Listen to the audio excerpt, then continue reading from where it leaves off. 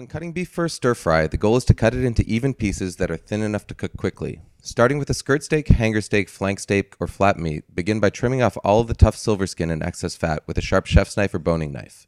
With your knife blade facing outward, poke the tip of the knife underneath the fat and cut through to create a flap.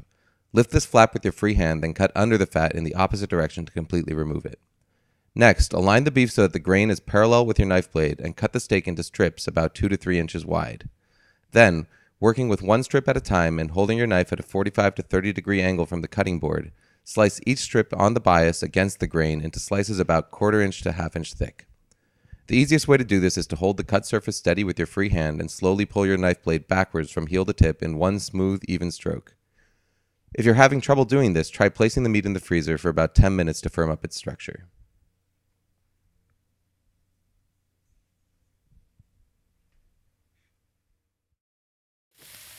So once I've got some good color on the meat, the vegetables go in, and I stir this almost constantly until they are crisp tender, just barely tender.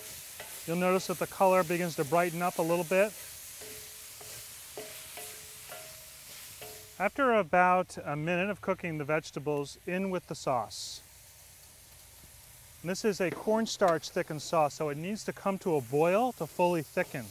So give it a brief stir just to evenly incorporate the sauce throughout the other ingredients.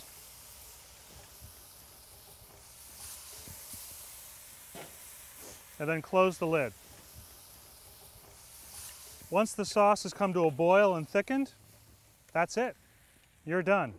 Maybe a little bit of cilantro to finish. It's time to eat authentic Chinese stir fry from the backyard.